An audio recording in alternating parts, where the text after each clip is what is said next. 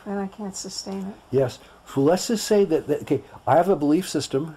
I have a belief system. That causes, you've got the coherence here, that I can help that person create outer circumstances.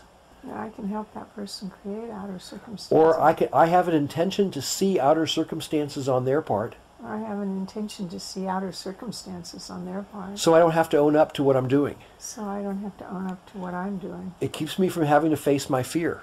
It keeps me from having to face my fear. As long as they're doing it.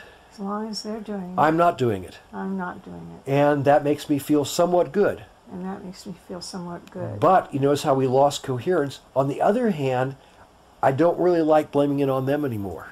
On the other hand, I don't really like blaming it on them anymore, because then I can't change anything. Yeah, I have to keep changing the people in my life. Yeah, I'm creating them and me both powerless. I'm creating them and me both powerless. That doesn't sit well with me anymore. That doesn't sit well with me anymore. Used to be fine. Used to be fine. Used to be my reality. Used to be my reality. But I'm growing out of it. I'm growing out of And it. it just doesn't seem like it feels so comfortable anymore. And it just doesn't feel like it feels so comfortable anymore. I've got a yawn on that.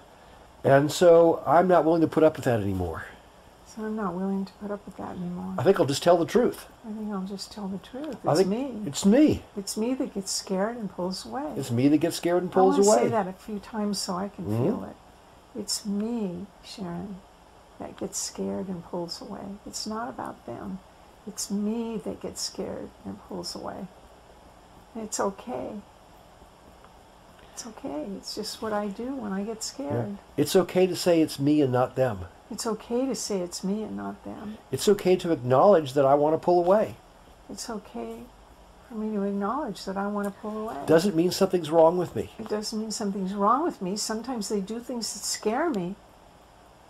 Doesn't mean that I'm not being loved. It doesn't mean that I'm not being loved. Doesn't mean there's something wrong with me. It doesn't mean there's something wrong with me. Doesn't mean I'm being rejected. It doesn't mean I'm being rejected. It just means I'm choosing to pull away or withdraw right now. It just means I'm choosing to pull away or withdraw right now. And that's okay to do. And that's okay to do. That's okay to pull and withdraw. That's okay to pull and withdraw. It's okay to do. It's okay to come close. It's okay to come close. And it's okay to come far away. And it's okay to come far away. I can do either. I can do either. All I got to do is tell the truth about it. All I got to do is tell the truth about it. And when I tell the truth about it, Excuse me. yeah, that's where the power is. When I tell the truth about it, that's where the power is. And when I tell the truth about it, And when I tell the truth about it, I'm coherent and free. I'm coherent.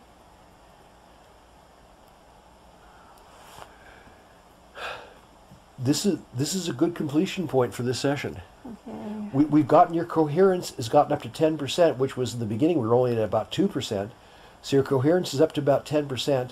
Even though we're not staying in the coherence for a long period of time, you drop back into some of the other situations that exist in the subconscious. Still, we're getting more coherence. We've got more coherence in the last 5 minutes than we've had in most other parts of the session. So we're getting way closer to telling the truth, and you're running the thing way more at cause now. What are the lines of the graph that go up so precipitously? This is sympathetic nervous system coming in when there's stress. That's when the stress releases, right there when the parasympathetic comes in. And those are the spikes that we know we have strong reading items that are there that we can take up and work with. And this here is body movement somehow moving. I move. And we know it. Fine, we know it's the red. But since that you didn't have a whole lot of sleep last night. How many get 4 hours?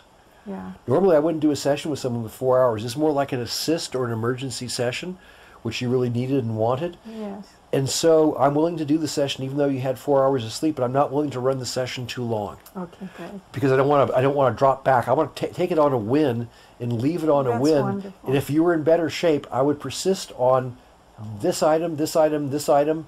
This one here was an acknowledgement of what we're doing. This one here is when I acknowledge to you that we're going to stop, call the session complete. You realize the truth in that, and bang, that was it.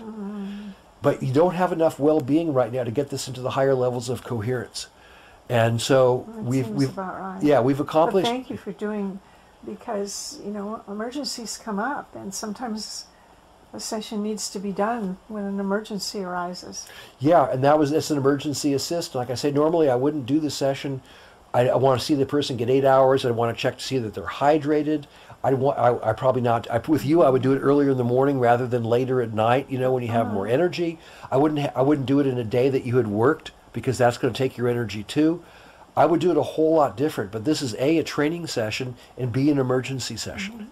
So I think we're taking a situation and turning it around as best we can, given the resources that you have for this right now.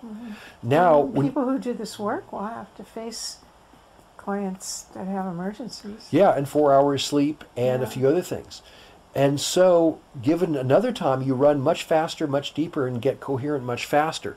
And that's because you've slept better, you're better hydrated, and you're not so burned out from, let's say, workaday world stuff and multiple upsets and such like that. And the weather and maybe a few other variables going on. So I've liked what there we got it. We got the coherence on it. I was trying to repeat that back to you to see if you would get that at a subconscious level, and you did. You got the coherence on that. So that's really brilliant. So we went to more of a sine wave, which is coherence, and the jaggedness kind of stuff came out of it. And so we're in a coherence now. So that's where you can tell when you indicate back to the client something, which I did, and she got it at the subconscious level. She went coherent on my indication, which tells me that my indication was a right choice. And her willingness to accept it was a right choice too.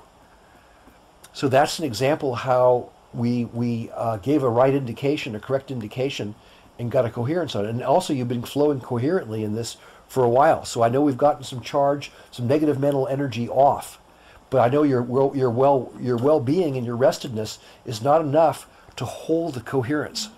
So we're going to call this a result, and I'm thanking you very much for making yourself vulnerable and being willing to put this out here and do the process. Thank you for doing this session with me. Oh, no problem. And to let everybody, it's always amazing. That's great. To let everybody know, so Sharon is tapping on an iPod that has the Energy Field app, the iBliss Energy app on it. And she's tapping with the fingers of her left hand, making and breaking contact with all her fingers simultaneously. So a pulse of energy is coming up through her fingers, up through her body, and releasing. And there's a white light field on the energy field, which is healing and which is releases. There's energy remedies that release essentially the sympathetic dominance of the sympathetic nervous system. And so this is sympathetic coming in, parasympathetic coming down. And so this is why, and when you're indicating something to somebody and you see the spike, don't interrupt the person. Wait till it spikes back down again, because the parasympathetic system will come in, try to balance it out, and let that parasympathetic system come in, be your ally. Then take it up about here and go back to it and talk about it. Again, this red is body movement. Now this is starting to look more coherent in here now again. And you were more coherent before, so you might even get it going coherent again, because this is getting more of an even flow.